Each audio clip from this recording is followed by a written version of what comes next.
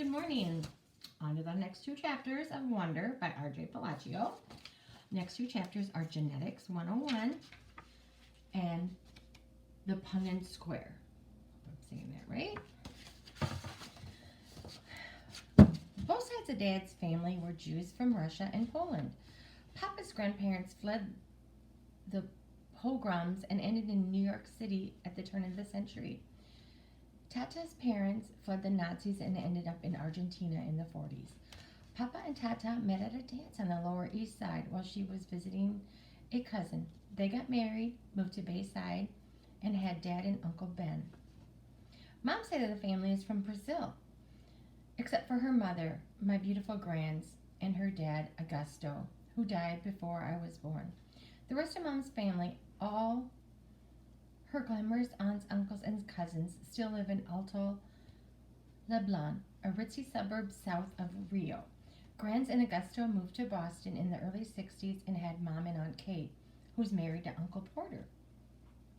Mom and Dad met at Brown University and have been together ever since. Isabel and Nate, like two peas in a pod, they moved to New York right after college, had me a few years later, and then moved to a brick townhouse in North River Heights, the hippie stroller capital of Upper Manhattan, when I was about a year old.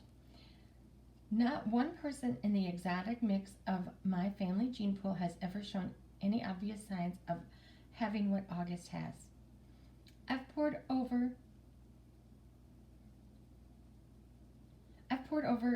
grainy sepia pictures of long dead relatives and babushkas, black and white snapshots of distant cousins, in crisp white linen suits, soldiers in uniform, ladies with beehive hairdos, Polaroids of bell-bottom teenager and long-haired hippies, and not once have I been able to detect even the slightest trace of August's face in their faces. Not a one. But after August was born, my parents underwent genetic counseling. They were told that August had what seemed to be a previously unknown type of mandibulofacial dysostosis caused by an autosomal recessive mutation in the TCOFI gene, which is located on chromosome 5, complicated by hemifacial microsomia characteristics of OAV spectrum. Sometimes these mutations occur during pregnancy. Sometimes they're inherited from one parent carrying the dominant gene. Sometimes they're caused by the interaction of many genes, possibly in a combination with environmental factors. This is called multifactorial inheritance. In August's case, the doctors were able to identify one of the singular nucleotide deletion mutations that made war on his face. The weird thing is, though, you'd never know it from looking at them. Both of my parents carry that mutant gene, and I carry it too. If I have children, there's a 1 in 2 chance that I will pass on the defective gene to them. That doesn't mean they'll look like August, but they'll carry the gene that got double dosed in August and helped make him the way he is.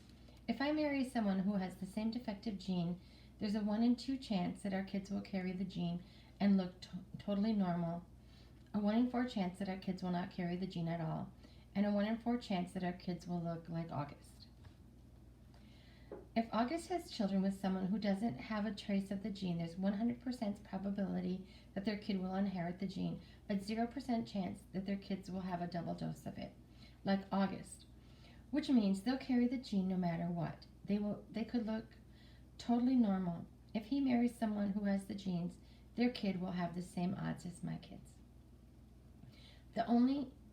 This only explains part of that's explainable. There's the other part of his genetic makeup that's not inherited, but just incredibly bad luck. Countless doctors have drawn little tic-tac-toe grids for my parents over the years to try to explain the genetic lottery to them. Geneticists use these Punnett squares to explain genetic lottery to them. Geneticists use the Punnett squares to determine inheritance, recessive and dominant genes, probabilities, and chance. But for all they know, there's more they don't know. They can try to forecast the odds, but they cannot guarantee them. They use terms like germline mosaicism, chromosome rearrangement, and delayed mutation, mutation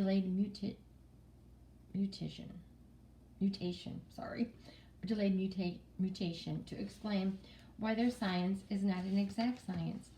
I actually like how doctors talk. I like the sound of science. I like how words you don't understand explain things you can't understand. There are countless people under words like germline mosaicism and chromosome rearrangement or delayed mutation. Countless babies who will never be born like mine. With one more. Out with the old. Miranda and Ella blasted off. They attached themselves to a new crowd destined for high school glory. After a week of painful lunches, where all they would do is talk about people that didn't interest me, I decided to make a clean break for it. They asked no questions. I told no lies. We just went our separate ways. I didn't even mind after a while. I stopped going to lunch for about a week, though, to make the transition easier, to avoid the fake, oh shoot, there's no room for you at the table, Olivia. It was easier to just go to the library and read. I finished War and Peace in October. It was amazing. People think it's such a hard read, but actually, it's really just like a soap opera with lots of character, people falling in love, fighting for love, dying for love. I want to be in love like that someday. I want my husband to love me the way Prince Andrei loved Natasha. I ended up hanging out with a girl named Eleanor, who I've known from my days at PS22. Though we've gone to different middle schools, Eleanor had always been a really smart girl. A little bit of a crybaby back then, but nice. I've never realized how funny she was. Not laugh out loud funny, daddy funny, but full of great quips. She never knew how lighthearted I could be. Eleanor, I guess I had always been under the impression that I was very serious. As it turns out, she'd never liked Miranda and Ella. She thought they were too stuck up. I gained entry through Eleanor to the smart kids table at lunch. It was a larger group than I had been accustomed to hanging out with, and more of a diverse crowd. It included Eleanor's boyfriend, Kevin, who would definitely become class president someday, a few techie guys, girls like Eleanor who were members of the yearbook committee and the debate club, and a quiet guy named Justin who had small round glasses and played the violin, and who I had an instant crush on. When I'd see Miranda and Ella, who were now hanging out with this super popular set, we'd say, "Hey, what's up?" and move on. Occasionally, Miranda would ask me how August was doing, and then say, "Tell him I said hello." Thus, I never did, not to spite Miranda, but because August was in his own world these days. There were times at home that we never crossed paths.